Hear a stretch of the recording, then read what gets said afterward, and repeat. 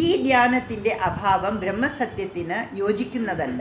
അതുകൊണ്ട് അത് ലക്ഷണമാകാൻ സാധ്യമല്ല. ബ്രഹ്മം ജ്ഞാനമായിരിക്കുന്നതോടൊപ്പം സത്യവുമായിരിക്കണം. അതുകൊണ്ട് ഇവിടെ ജ്ഞാനം എന്ന് പറഞ്ഞാൽ ഘടപടാദികൾ നിന്ന് ലഭിക്കുന്ന വെറും വൃത്തിജ്ഞാനമല്ല. അത് കേവലം അറിവ് മാത്രമാണ്. അത് കേവലം അറിവ് മാത്രമാണ്, വെറും അറിവ്, ആബ്സല്യൂട്ട് നോളജ്. ഇതിനെ ജ്ഞപ്തി എന്ന് പറയും. ഞാൻ പറഞ്ഞല്ലോ നേരത്തെ, ജ്ഞപ്തി എന്നുള്ളതാണ്. വൃത്തിജ്ഞാനമോ, വൃത്തി എന്ന് പറഞ്ഞാൽ കുപ്പിയെ കണ്ടപ്പോൾ അതിൻ്റെ ഒരു വൃത്തി വന്നു മനസ്സിൽ, പ്രത്യയം, വൃത്തി, അതാണ് ഇതിനെല്ലാം വൃത്തിജ്ഞാനം എന്ന് പറയപ്പെടുന്നത്.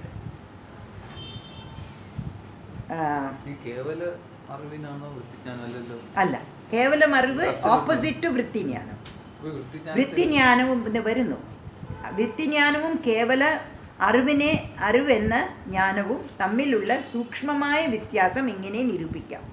ഒന്ന് വൃത്തിജ്ഞാനം, മറ്റേത് കേവലജ്ഞാനം. ഇങ്ങനെ നിരൂപിക്കാം. ബുദ്ധിയിൽ ഉണ്ടാകുന്ന വസ്ത്രജ്ഞാനം, പൂമ്പാറ്റജ്ഞാനം, പിന്നെ തളികയുടെ ജ്ഞാനം, ഇതെല്ലാം വൃത്തിജ്ഞാനങ്ങളാണ്. ഇവ വിശേഷജ്ഞാനത്തിൽ പെടുന്നതാണ്. ശ്രുതിയുടെ അഭിപ്രായത്തിൽ ബ്രഹ്മജ്ഞാനം എന്ന് പറയുമ്പോൾ അത് വിശേഷജ്ഞാനമായിരിക്കാൻ സാധ്യമല്ല. എന്തെന്നാൽ വിശേഷജ്ഞാനം വന്നു പോയിക്കൊണ്ടിരിക്കുന്നത് കൊണ്ട് അസത്യമാണ്. എന്നാൽ ബ്രഹ്മം സത്യമാണ്. ഈ വിശേഷജ്ഞാനത്തിൽ ഇരിക്കുന്ന വസ്ത്രം, പൂമ്പാറ്റ, തളിക മുതലായവ ഏതിൻ്റെ വിശേഷങ്ങളാണോ അതാണ് വിശേഷജ്ഞാനം. വിശേഷ്യമില്ലാതെ വിശേഷണങ്ങൾ ഉണ്ടാകുക സാധ്യമല്ല. അതുകൊണ്ട് വിശേഷ്യം എപ്പോഴും ഉണ്ടായിരിക്കണം. മാത്രമല്ല ഈ വിശേഷ്യം എപ്പോഴും മാറാതിരിക്കുന്നത് കൊണ്ട് വിശേഷണങ്ങൾ വരുകയും പോകുകയും ചെയ്യുന്നു. ഒരു മാറാത്ത പശ്ചാത്തലത്തിലേ മാറിക്കൊണ്ടിരിക്കുന്നതിന് സാധ്യത ഉണ്ടാവുള്ളൂ. മാറാത്തത് എന്തെങ്കിലും പറഞ്ഞില്ലേ, ഇത് പമ്പരമല്ലേ, ഇങ്ങനെ ചുറ്റുമ്പോൾ കറങ്ങുമ്പോൾ അതിൻ്റെ കീഴിലൊരു ആണിയുണ്ട്. ആ ആണി കറങ്ങുന്നില്ല. അത് കറങ്ങാതെ നിൽക്കുന്നത് കൊണ്ടാണ് ഈ പമ്പരത്തിന് കറങ്ങാൻ സാധിക്കുന്നത്. ഇതേപോലെ ആ ബ്രഹ്മം മാറാതെ അതേപോലെ ഇരിക്കുന്നത് കൊണ്ടാണ് ഇവിടെ കാര്യങ്ങൾ മാറിക്കൊണ്ട് ഇരിക്കുന്നത് സാധ്യം ആകുന്നു. അത് മണ്ണ് അതേപോലെ ഇരിക്കുന്നു, പക്ഷെ കുടം, ഇത് ഇഷ്ടിക, ഇങ്ങനെ മാറിക്കൊണ്ട് വരുന്നു. ത്രിപുടി ഇല്ല. എങ്ങനെ സാധിക്കുന്ന വെച്ചാൽ വിശേഷ്യത്തിൽ ത്രിപുടി ഇല്ല എന്ന് പറഞ്ഞാൽ അവിടെ കാണുന്ന ആള് കാണപ്പെടുന്നത് കാണുക, ഈ മൂന്ന് വ്യത്യാസമില്ല. അവിടെ അറിയാനുള്ള സാമർഥ്യം മാത്രമേ ഉള്ളൂ. അറിവ് തന്നെ ഈ മൂന്നായിട്ട് അവിടെ ഇല്ല. ജ്ഞാതൃത്വം ഇല്ല. അതാ ഗാഠനിദ്രയുടെ ഉദാഹരണം എടുത്ത് നോക്കിയാൽ മതി. അവിടെ നമ്മൾ അറിയുന്നു എന്തെങ്കിൽ ഇല്ല, പക്ഷെ അറിയാനുള്ള കഴിവ് ആത്മാവിലുണ്ട്. അതുകൊണ്ടാണ് സുഖമായി ഉറങ്ങിയെന്ന് എണീറ്റ് പറയുന്നു. അന്നേരം അതാ പറഞ്ഞത്, പക്ഷെ അന്നേരം കണ്ടതിൻ്റെ കാര്യമാണ് പറയുന്നത്. അപ്പോൾ ത്രിപുടി ബ്രഹ്മത്തിലില്ല, പക്ഷെ ഈ വിശേഷജ്ഞാനത്തിലില്ല. പക്ഷെ വിശേഷജ്ഞാനത്തിലെല്ലാം ത്രിപുടിയുണ്ട്. കാണുന്നവൻ, കാണുന്ന സാധനം, കാണുന്ന വഴി, അത് കേവലജ്ഞാനം. വിശേഷ്യമില്ലാതെ വിശേഷങ്ങൾ ഉണ്ടാകുക സാധ്യമല്ല. ഇതുകൊണ്ട് വിശേഷ്യം എപ്പോഴും ഉണ്ടായിരിക്കണം. ഇതെല്ലാം പറഞ്ഞു. ഇത് എങ്ങനെയാണ് വിശേഷ്യം ജ്ഞാനം മാത്രം. ഇതെങ്ങനെയെന്ന് 13-ാം അധ്യായത്തിൽ മനസ്സിലാകും. അതുകൊണ്ട് ഉണർന്നവൻ ഗാഠനിദ്രാവസ്ഥയിൽ ഒന്നും അറിഞ്ഞില്ല എന്ന് പറയുന്നു. ഇങ്ങനെ വന്നു പോകുന്നത് കൊണ്ട് അസത്യമായ വിശേഷണങ്ങൾ മാറ്റിവെക്കുമ്പോൾ സത്യസ്വരൂപത്തിൽ ശേഷിക്കുന്ന ഈ വിശേഷ്യജ്ഞാനം ഒരിക്കലും ജഡം അല്ല. ഇതാണ്. അപ്പോൾ ജഡത്തിൻ്റെ വിപരീതമായിട്ടുള്ള ഗുണമാണ് നമ്മളിവിടെ എടുക്കുന്നത്, ലക്ഷണം. അതാണ് ബ്രഹ്മത്തിൻ്റെ ജ്ഞാനലക്ഷണം. ബ്രഹ്മം സർവജ്ഞമാണോ അല്ലയോ, ഇത് ഞാൻ ഡിസ്കസ് ചെയ്തു. ബ്രഹ്മം ഈ വിശേഷജ്ഞാനമില്ലെങ്കിൽ ബ്രഹ്മം സർവജ്ഞനല്ല എന്ന് വരുമോ എന്നുള്ള ചോദ്യത്തിന് നമ്മൾ ഉത്തരം എന്ത് കൊടുത്തു? അങ്ങനെയല്ല. എന്താന്ന് വെച്ച് കഴിഞ്ഞാൽ സാമർഥ്യമുണ്ട്, എന്തും അറിയാനുള്ള സാമർഥ്യം അവിടെ ഉണ്ട്. അതുകൊണ്ട് ബ്രഹ്മം ഒരിക്കലും അസർവജ്ഞന് പറയാനൊക്കില്ല. പ്രളയകാലത്തിലും സർവജ്ഞനാണ്. എന്താ വെച്ചാൽ അവിടെയും ആ സാമർഥ്യമുണ്ട്. എപ്പോൾ വേണമെങ്കിലും എല്ലാം അറിയാം. അങ്ങേരറിയുന്നത് കൊണ്ടല്ലേ എല്ലാം ബീജങ്ങൾക്ക് പിന്നെയും സൃഷ്ടിയിലെ ഏത് ശരീരത്തിലെ ഏത് ബീജം പോകണം എന്ന് തീരുമാനിക്കുന്നത്. അതുകൊണ്ട് ബ്രഹ്മം എക്കാലത്തും എപ്പോഴും സർവജ്ഞനും സർവശക്തനും തന്നെയാണ് എന്നുള്ളത്. ഈ ഉപാധികൾ ഇല്ലാത്ത, അതാണ് ചോദിച്ചത്, ഉപാധികൾ ഇല്ലേ തന്നെ ആ അറിവ് ഉണ്ട്. ഗാഠനിദ്രയിൽ ഉപാധി ഇല്ല. അച്ഛാ ഇത് അത് 13ാമത്തെ അധ്യായത്തിൽ വരും. എന്താ സർവേന്ദ്രിയ ഇന്ദ്രിയങ്ങളില്ലാതെയും പക്ഷെ ഇന്ദ്രിയെല്ലാം അറിയുകയും ചെയ്യുന്നു. സർവേന്ദ്രിയ ഗുണാഭാസം സർവേന്ദ്രിയ വിവർജിതം എന്ന് വരും ആ ശ്ലോകത്തിൽ ഗീതയിൽ. പക്ഷെ ഇതെല്ലാം ഇല്ലാതെ എല്ലാം അറിയാനുള്ള കഴിവ് അവിടെ ഉണ്ട്. നമ്മളെ വെച്ച് ബ്രഹ്മത്തെ നമുക്ക് അളക്കാൻ പറ്റില്ല. നമ്മുടെ ബുദ്ധി കോൺസ്റ്റന്റ്ലി ജഗത് കാര്യങ്ങളും നമ്മുടെ കാര്യങ്ങൾ മനസ്സിൽ വെച്ചുകൊണ്ടാണ് നമ്മൾ അതിനെ മനസ്സിലാക്കാൻ ശ്രമിക്കുന്നത്.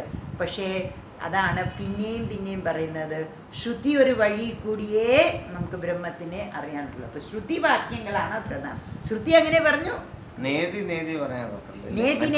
ഇനി വരും. അതിന് എന്താണ് അതിൻ്റെ അർത്ഥം എന്നുള്ളത് നമുക്ക് അടുത്ത അധ്യായത്തിൽ കാണാം.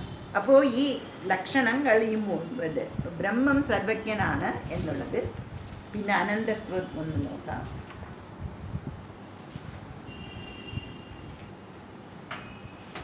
അതായത് 89ാമത്തെ പേജിലൊന്ന് ഈ കാര്യം കൂടി പറഞ്ഞു. മോക്ഷം വരെയുള്ള എല്ലാ വ്യവഹാരങ്ങളും മനസ്സ് മുതലായ ഉപാധി മൂലമായിട്ട് ഉള്ളതാ കൊണ്ട് അവിദ്യാ വിഷയം തന്നെയാണ്. എന്നാൽ ആത്മാവ് സ്വയം ജ്യോതി സ്വരൂപം എന്നത് അഭിമാനമുള്ള ഒരു താർക്കികനും സമ്മതിക്കാതിരിക്കില്ല.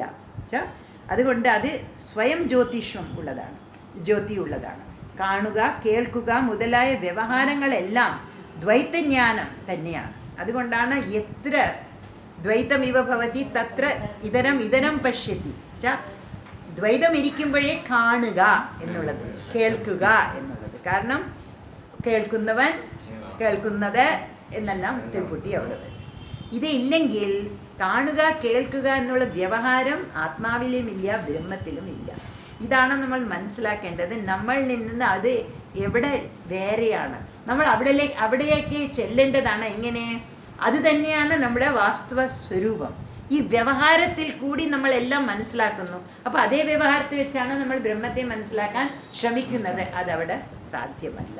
ഇതിൽ നിന്ന് നേരെ വിപരീതമായിട്ടുള്ള അത് നമ്മുടെ ഉത്തരാർത്ഥത്തിൽ നമ്മൾ എന്ത് പറയുന്നു?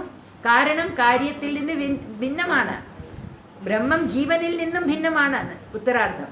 അത് ഓർക്കണം നമ്മൾ. അത് ഓർത്തില്ലെങ്കിൽ കൺഫ്യൂഷൻ വരും. രണ്ടും കാര്യം കാരണത്തിൽ നിന്ന് ഭിന്നമല്ല, കാരണം കാര്യത്തിൽ നിന്ന് ഭിന്നം അല്ല. രണ്ടാമത്തത് ജീവൻ ബ്രഹ്മത്തിൽ നിന്ന് ഭിന്നമല്ല, പക്ഷെ ബ്രഹ്മം ജീവനിൽ നിന്ന് ഭിന്നം. അതെ, അല്ല, അവിടെ പരമാത്മാവ് തന്നെയാണ് സംസാരിക്കുന്നത്. പക്ഷെ അവിടെ ജീവാത്മാവും വാസ്തവത്തിൽ ആത്മാ ബ്രഹ്മം തന്നെ. അതുകൊണ്ട് അദ്ദേഹം അപ്ലിക്കബിൾ ആണ്. പക്ഷേ ഈ ജീവനായിട്ട് തന്നെ സങ്കല്പിക്കുമ്പോൾ അയാൾ കാണുന്നു, കേൾക്കുന്നു എല്ലാം. അതർവൈസ് പ്രത്യേകാത്മാ കേൾക്കുന്നില്ല, കാണുന്നു. പക്ഷെ നമ്മൾ ശാസ്ത്രം എന്ത് ചെയ്യുന്നു? നമുക്ക് അവിദ്യ ഇരിക്കുന്നവരെ ശാസ്ത്രം അധ്യാരോപം ചെയ്യുന്നു, ആത്മാ ചെയ്യുന്നു എന്ന് പറയും. പിന്നെ അവസാനം അപവാദം ചെയ്യും, ആത്മാവും ചെയ്യുന്നില്ല. കാരണം ഇപ്പം നമ്മുടെ മനസ്സ്, നമ്മുടെ ശരീരവും മനസ്സും ചെയ്യുന്നു എന്നുള്ള ഭാവത്തിൽ നിന്ന് മാറ്റിയെടുക്കാൻ ആത്മാ ചെയ്യുന്നു എന്ന് പറയും. അത് അധ്യാരോപമാണ്. അതും ഫൈനൽ സിറ്റുവേഷൻ അല്ല. ഇനി അനന്തം കൂടി ഒന്ന് വായിക്കാം. പേജ് 99.13. ബ്രഹ്മം സത്യമാണ് എന്നതിനാൽ ബ്രഹ്മം കാര്യസമൂഹത്തിൽ നിന്ന് ഭിന്നമാണെന്ന് പറയപ്പെട്ടു. ജ്ഞാനം എന്നതിനാൽ ജഡമല്ലെന്നും പറഞ്ഞു. എന്നാൽ കാര്യജാതിയിൽ നിന്നും ജഡജാതിയിൽ നിന്നും ഭിന്നമായ മറ്റൊരു ജാതി കൂടിയുണ്ട്. അത് കാര്യമോ ജഡമോ അല്ല, അതാണ് ജീവജാതി. അതുകൊണ്ട് ബ്രഹ്മം ജീവനിൽ നിന്നും വേറെ ആയാൽ മാത്രമേ അത് എല്ലാത്തിൽ നിന്നും ഭിന്നമാകുള്ളൂ. ഭാവ അഭാവ രൂപ ബ്രഹ്മവിശേഷണങ്ങൾ തന്നെ പറയുമ്പോൾ ഇത് നിശ്ചയിക്കപ്പെട്ടു കഴിഞ്ഞു. ജഗത്തിലെ വിഷയങ്ങളെ വേറെ വേറെയായിട്ട് അറിയുന്ന ജീവൻ ജ്ഞാതാവാണ്. വിഷയങ്ങൾ ജ്ഞേയങ്ങളും. ജീവനെ വിഷയങ്ങളോട് സംബന്ധിപ്പിക്കുന്ന ജ്ഞാനം വിശേഷജ്ഞാനമാണ്. ഇവിടെ ജ്ഞാതാവായ ജീവൻ ജ്ഞേയ വിഷയത്തിൻ്റെ ജ്ഞാതാവായതുകൊണ്ട് ജ്ഞേയമാകാൻ സാധ്യമല്ല. വിശേഷജ്ഞാനവും ആകാൻ സാധ്യമല്ല. ജീവൻ വിശേഷജ്ഞാനമാവാൻ സാധ്യമല്ല, ജ്ഞേയമാവാൻ സാധ്യമല്ല. എന്തെന്നാൽ ഇവ വന്നു പോകുന്ന സംഗതികളാണ്. ഇവിടെ ബ്രഹ്മത്തിൻ്റെ ഏത് ലക്ഷണമാണോ ബ്രഹ്മത്തെ ജീവനിൽ നിന്ന് വേർതിരിക്കുന്നത് അത് മനസ്സിലാക്കേണ്ടതുണ്ട്. അതിനെക്കുറിച്ച് ശ്രുതി പറയുന്നു, ബ്രഹ്മം അനന്തമാണ്. ഈ ലക്ഷണത്തെ ആശ്രയിച്ച് ബ്രഹ്മത്തെ ജീവനിൽ നിന്നും ആക്കാനുള്ള ക്രമം ഇപ്രകാരമാണ്. ജ്ഞാത, ജ്ഞാന, ജ്ഞേയം എന്ന ത്രിപുടിയിൽ ഓരോന്നും വേറെ വേറെയാണ്. ഒന്നിൻ്റെ പരിധിയിൽ മറ്റൊന്ന് വ്യാപിക്കില്ല എന്ന് പറഞ്ഞാൽ ജ്ഞാത ജ്ഞാതാവ് തന്നെ, ജ്ഞേയം ജ്ഞേയം തന്നെ. ജ്ഞേയം എന്ന് പറഞ്ഞ് കാണപ്പെടുന്നത്, ജ്ഞാത എന്ന് വെച്ചാൽ കാണുന്നവൻ. ഇതിൽ കൂടി കാണുന്നു അത് ജ്ഞാനം. ഇത് മൂന്നിൻ്റെയും റീജിയൻ, മേഖല വേറെ വേറെയാണ്. ഒന്നിലെ കലക്കാൻ പറ്റില്ല. ഇങ്ങനെയുള്ള എന്താണ്, ബ്രഹ്മം അനന്തമാണ്. ഈ ലക്ഷണത്തെ ആശ്രയിച്ച് ബ്രഹ്മത്തെ ജീവനിൽ നിന്ന് ഭിന്നമാകാനുള്ള ക്രമം ഇപ്രകാരമാണ്. ജ്ഞാത, ന്യായ, ജ്ഞേയം എന്ന ത്രിപുടിയിൽ ഓരോന്നും വേറെ വേറെയാണ്. ഒന്നിൻ്റെ പരിധിയിൽ മറ്റൊന്ന് വ്യാപിക്കില്ല എന്ന് പറഞ്ഞാൽ ഇത് ജീവനിലുള്ള അനന്തത്വമാണ്. ഇങ്ങനെയുള്ള അനന്തത്വം ബ്രഹ്മത്തിലില്ല. ജ്ഞേയ വിഷയത്തിൻ്റെ ഉപാദാനം ബ്രഹ്മമായതുകൊണ്ട് ജ്ഞേയം ബ്രഹ്മത്തിൽ നിന്ന് ഭിന്നമല്ല. അതുപോലെ വിശേഷജ്ഞാനത്തിലും ജ്ഞാനസ്വരൂപമായ ബ്രഹ്മത്തിൽ വിശേഷജ്ഞാനസ്വരൂപമായി ഇരിക്കുന്ന ബ്രഹ്മം ഭിന്നമല്ല. അതുകൊണ്ട് അത് ബ്രഹ്മം തന്നെ. കൂടാതെ ജീവനും ബ്രഹ്മത്തിൽ നിന്ന് ഭിന്നമല്ലല്ലോ. അപ്പോൾ ജ്ഞേയ വിഷയമായാലും വിശേഷജ്ഞാനമായാലും ജ്ഞാതാവായ ജീവനായാലും എല്ലാം സ്വരൂപത്തിൽ ബ്രഹ്മം തന്നെ. ഇതാണ് ബ്രഹ്മത്തിൻ്റെ അനന്തത്വം. ജ്ഞാത, ജ്ഞേയ ഈ മൂന്നായിട്ടില്ല, മൂന്നും ബ്രഹ്മം തന്നെ. അതുകൊണ്ട് അത് എല്ലാത്തിലും വ്യാപിച്ച് കിടക്കുന്നു. ഇതാണ് അതിൻ്റെ അനന്തത്വം എന്ന് പറയുന്നത്. ഇനി അനന്തത്വം എന്നത് ദേശകാല വസ്തുക്കളിൽ ഉണ്ടാകുന്നതാണ്. എങ്ങനെയെന്ന് പറഞ്ഞാൽ ഒരു വസ്തു ദേശത്താൽ അന്തത്വം ഉള്ളതായിരിക്കും, ഇല്ലേ? ഈ ദേശത്തിൽ ഉള്ളതെന്ന് വെച്ചാൽ അതിനൊരു പരിധിയുണ്ട്, അന്തത്വമുണ്ട്. അതായത് ദേശപരിച്ഛിന്നമായിരിക്കും. ആ വസ്തു കാര്യമായതുകൊണ്ട് അതിൽ കാലത്താലും അന്തത്വം ഉണ്ട്, ഇല്ലേ? ഈ കാലം വരെ അത് അവിടെ ഉള്ളൂ. ആ വസ്തു കാര്യമായതുകൊണ്ട് അതിൽ കാലത്താലും അന്തത്വം ഉണ്ട്. ജനിക്കുന്നതിന് മുമ്പോ നഷ്ടമായി കഴിഞ്ഞ ശേഷമോ അതിൻ്റെ അസ്തിത്വമില്ല. ഇത് മറ്റൊരു വസ്തുവിൽ നിന്നും ഭിന്നമായതുകൊണ്ട് വസ്തുവിനാലും അതിൽ അന്തത്വം വരുന്നു. വാതിൽ ചുമരല്ല, ചുമർ വാതിലുമല്ല. പക്ഷേ ബ്രഹ്മത്തിന് ഈ മൂന്ന് വിധ അന്തത്വവും ഇല്ല. എങ്ങനെയെന്നാൽ അത് ദേശത്താൽ അന്തത്വമില്ലാത്ത ആകാശത്തിനും ഉപാദാനമായതിനാൽ അതിൽ ദേശത്താൽ അന്തത്വം ഇല്ല. അത് ദേശകാല വസ്തു പരിച്ഛിന്നത്വം ബ്രഹ്മത്തിൽ ഇല്ല, ലിമിറ്റേഷൻസ് ഇല്ല. ഉപാദാനമായതിനാൽ അതിൽ ദേശത്താൽ അന്തത്വമില്ല. അത് കാര്യങ്ങളിൽ നിന്നും ഭിന്നമായതുകൊണ്ട് അതിൽ കാലത്താലും അന്തത്വമില്ല. അത് എല്ലാ വസ്തുക്കളുടെയും ഉപാദാനമായിട്ടുള്ളത് കൊണ്ട് വസ്തുവിനാലും അതിൽ അന്തത്വമില്ല. ഇത് അനന്ത്യം എന്ന് പറയുന്ന ബ്രഹ്മത്തിൻ്റെ മൂന്നാമത്തെ ലക്ഷണമാണ്. ഇതിനാൽ ബ്രഹ്മത്തിൽ നിന്ന് ഭിന്നമായിട്ട് ഒന്നും തന്നെയില്ല, എന്നാൽ ബ്രഹ്മം എല്ലാത്തിൽ നിന്നും ഭിന്നമാണ് എന്ന് നിശ്ചയിക്കുന്നതാണ്. അന്തത്വം തന്നെ ബ്രഹ്മത്തെ എല്ലാത്തിൽ നിന്നും വേർതിരിക്കുന്നു എന്നാണ് അർത്ഥമെങ്കിൽ മറ്റു രണ്ട് ലക്ഷണങ്ങൾ എന്തിനാണ്? നമ്മൾ എന്ത് പറഞ്ഞു? ആകാശവും അനന്തമാണ്. പക്ഷെ ആകാശം കാര്യമാണ്, അത് ഉണ്ടാകുന്നതാണ്. അതിന് സൃഷ്ടിയുണ്ട്, മരണമുണ്ട്, ലയമുണ്ട്. അപ്പോൾ അതുകൊണ്ട് നമുക്ക് എല്ലാത്തിൽ നിന്നും ഇതിനെ ഭിന്നപ്പെടുത്തണമെങ്കിൽ അനന്തത്വം എന്നുള്ള ലക്ഷണവും ഉൾപ്പെടുത്തേണ്ടി വരും. ഇനി ഇതിൽ അവസാനം പറഞ്ഞിരിക്കുന്ന 9.14 ജ്ഞാനികളുടെ അനുഭവം. ബ്രഹ്മത്തിൻ്റെ ഈ അനന്തത്വത്തെ പ്രഹ്ലാദാദികളും തിരിച്ചറിഞ്ഞിരുന്നു. ഇപ്പോഴും നമ്മുടെ ദേശത്തിലുള്ള സമസ്ത സമ്പ്രദായികൾക്കും ഇത് സ്വീകാര്യമാണ്. ത്യാഗരാജസ്വാമികൾ പരമാത്മാവിനെ അറിഞ്ഞത് ഇങ്ങനെയാണ്. അനിനിരു മഞ്ജു, ദറ്റ് ഈസ് ഈ മരുക്കേളരാണ് ഒരു പാട്ടുണ്ട് ത്യാഗരാജസ്വാമികളുടെ. അതിൽ ഇതുവരെ ഞാൻ എല്ലായിടത്തെയും നിന്നെ നോക്കിക്കൊണ്ടിരുന്നു, ഇപ്പം എനിക്ക് മനസ്സിലായി നീ ഇവിടെ തന്നെ അകത്ത് തന്നെ ഉണ്ട്. അപ്പോൾ എല്ലായിടത്തെയും ഉണ്ട്, അകത്തും ഉണ്ട് എന്ന് ഇപ്പം എനിക്ക് മനസ്സിലായി. ഇതാണ് ഒരു ജ്ഞാനിയുടെ അനുഭവം. വെച്ചാൽ ഇവിടെ മാത്രമല്ല, എല്ലായിടത്തെയും ഉണ്ട്, ഞാൻ ഒന്നിൽ നിന്നും ഭിന്നമല്ല എന്നുള്ള അനുഭവം. ഇതാണ് സർവാത്മഭാവം. ഗുരു അർജുൻ ദേവും ഗ്രന്ഥ സാഹിബ്, ഇത് സിഖ് ജാതി ഉണ്ടല്ലോ ഒരു മതം, അവിടെയും ഇതിനെ പരാമർശിച്ചിട്ടുണ്ട്. ബ്രഹ്മദിസ്സേ ബ്രഹ്മസുനിയെ ബ്രഹ്മ ബഖാനിയെ ആത്തം സാര ജഗത് സാര ഓർ നഹി ജാനിയെ. ഈ ലോകം എന്നിൽ നിന്ന് വേറെ എന്നും തെറ്റിദ്ധരിക്കരുത്. നിന്നിൽ നിന്ന് ഇതൊന്നും വേറെയല്ല. ഓർ നഹി ജാനിയെ, ജഗത് സാര ഓർ നഹി ജാനിയെ. Don't think the world is different from you. ബ്രഹ്മത്തെ നോക്കൂ, ബ്രഹ്മത്തെ കേൾക്കൂ, എല്ലാം ബ്രഹ്മം എന്ന് പറയൂ. ജഗത്തെല്ലാം പരമാത്മാവ് വ്യാപിച്ചിട്ടുണ്ട്, അവനില്ലാതെ വേറൊന്നുമില്ല എന്ന് മനസ്സിലാക്കുക.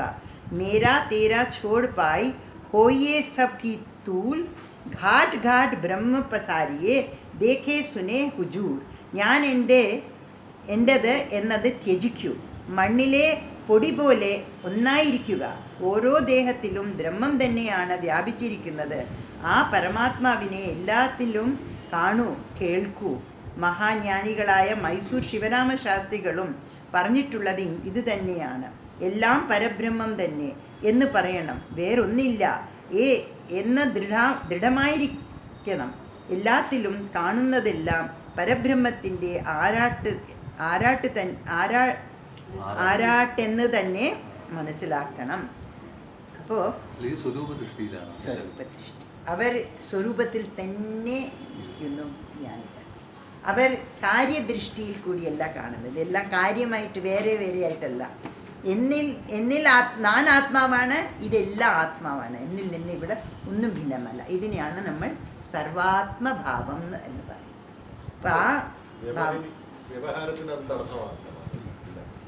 കാരണം അവരുടെ ദേഹത്തിൽ കൂടി നടക്കുന്നത് ഗുണങ്ങൾ തൻ്റെ കാര്യം. ഗുണാഗുണേഷു വർത്തത്തെ ഇത്തി മത്വാന സജ്ജത്തെ. ഞാൻ അതിൽ പങ്കുകൊള്ളുന്നില്ല. ആ ഭാവമാണ്. ദേഹം കാര്യം ചെയ്യും, മനസ്സ് കാര്യം ചെയ്യും.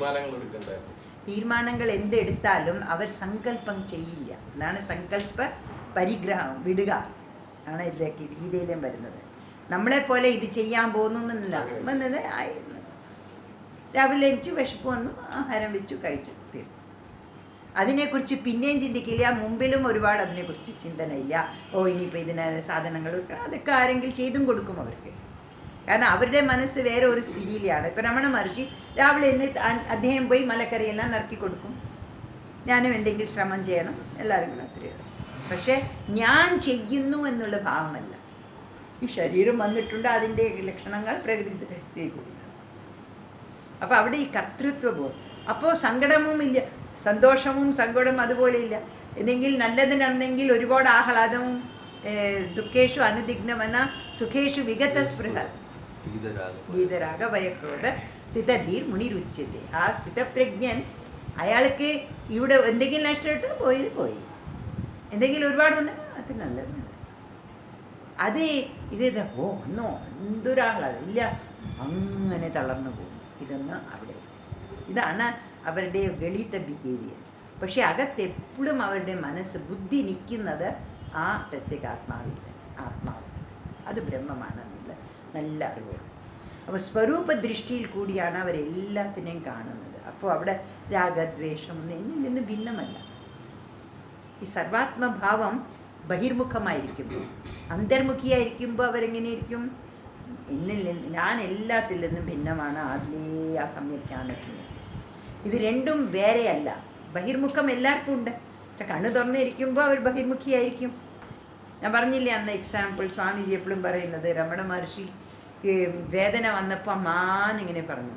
അപ്പോൾ ആ സേവകനോ ആരോ കൂടെ ഭക്തണ്ടെന്ന് വെച്ചാൽ, വേദനിക്കുന്നോ? എനിക്കും അങ്ങനെ തോന്നുന്നു. വേദനിക്കുന്നു എന്നല്ല പറഞ്ഞു, എനിക്ക് അങ്ങനെ തോന്നുന്നു. അർത്ഥം വിറ്റ്നസ്സാണ്, ഞാൻ സാക്ഷി. നിങ്ങളിത് എങ്ങനെ കാണുന്നു, ഞാനും അത്. ശരീരത്തിൽ എന്തോ നടക്കുന്നു, എനിക്കും കാണുന്നുണ്ട്. ആ ഭാവത്തിലെനിക്ക്. അതുകൊണ്ട് വേദന ഇല്ല എന്നല്ല. പക്ഷേ വേദനയിലേന്ന് മാറി നിൽക്കാനും പറ്റിയല്ലോ അദ്ദേഹത്തിന് ആ ഓപ്പറേഷൻ സമയത്ത്. അനുഭവം എന്ന് വരുന്നത് എപ്പോഴാ? എപ്പോൾ ബഹിർമുഖമാവുന്നു. അദ്ദേഹം ആ എനസ്തീഷ്യ തരണ്ടെന്ന് പറഞ്ഞില്ലേ കട്ട് ചെയ്തപ്പോൾ ക്യാൻസർ അത് സർജറി ചെയ്തപ്പോൾ. അപ്പോൾ എന്ത് മനസ്സിനെ അതിൽ നിന്ന് മാറ്റി നിർത്താൻ പറ്റും? അത് ആർക്ക് പറ്റും? അദ്ദേഹം ആ 3 മാസം എന്താണ് അനുഭവമായിരുന്നത്? ശരീരബോധമേ ഇല്ല. ഇവിടെ എല്ലാം പുറ്റ് വെച്ചിരിക്കുകയാണ്. വൽമീകം വന്നു കഴിഞ്ഞു ശരീരത്തിൽ മുഴുവൻ. പക്ഷെ അദ്ദേഹം അറിയുന്നില്ല 3 മാസം അങ്ങനെയാണ് ഇരുന്നിരിക്കുന്നത്. അങ്ങനെ ഒരിക്കൽ അനുഭവം വന്ന ആള് പിന്നെ ഈ ശരീരത്തിനെ കുറിച്ച് തന്നെയാണോ ചിന്തിച്ചു കൊണ്ടിരിക്കാൻ പോകുന്നത്? പക്ഷെ അതിൽ ആ ശരീരത്തിൽ വേദനയില്ല എന്നല്ല, ശരീരത്തിൻ്റെ ധർമ്മം. ഞാൻ എന്നുള്ളത് ആത്മ, അതൊരിക്കലും മറക്കും. കാരണം അത് അനുഭവം വന്നു കഴിഞ്ഞു. ഇപ്പം ഞാൻ എപ്പോഴും ഞാൻ സ്ത്രീയാണെന്ന് മറക്കുമോ? ഇതേപോലെ അവർ ആത്മാവാണെന്നോട് ഒരിക്കലും മറക്കില്ല. അതേ ഭാവം നമുക്ക് സ്വാഭാവികമാണ്. സ്ത്രീയോ പുരുഷനാണെന്നുള്ളത് അന്നേരം നമുക്ക് വീണ്ടും വീണ്ടും ഞാൻ സ്ത്രീയാണോ ഞാൻ പുരുഷനാണെന്ന് പറയേണ്ട കാര്യമില്ല. ഇതേപോലെയുള്ള അനുഭവമാണ് അവരുടെ ഞാൻ ആത്മാവ്.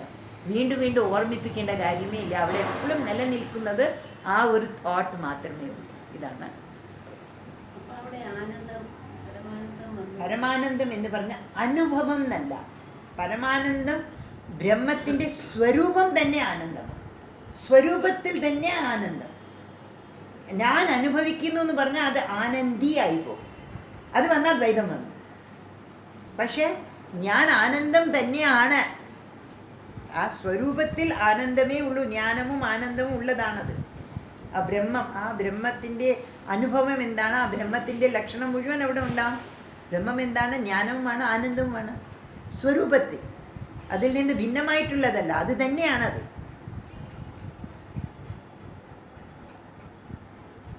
അപ്പോൾ ഇതിവിടെ നിർത്താം. പിന്നെ ചോദ്യങ്ങളുണ്ടെങ്കിൽ ഇതൊന്ന് ശ്രുതി സ്മൃതി പുരാണാനാം ആലയം കരുണാലയം നമാമി ഭഗവത്പാദശങ്കരം ലോകശങ്കരം ശങ്കരം ശങ്കരാചാര്യം കേശവം ബാദരായണം സൂത്രഭാഷ്യകൃതൗ വന്ദേ ഭഗവന്തൗ പുനഃ പുനഃ ഈശ്വരോ ഗുരുരാത്മേതി മൂർത്തിഭേദവിഭാഗിനേ വ്യോമവദ്വ്യാപ്തദേഹായ ദക്ഷിണാമൂർത്തയേ നമഃ.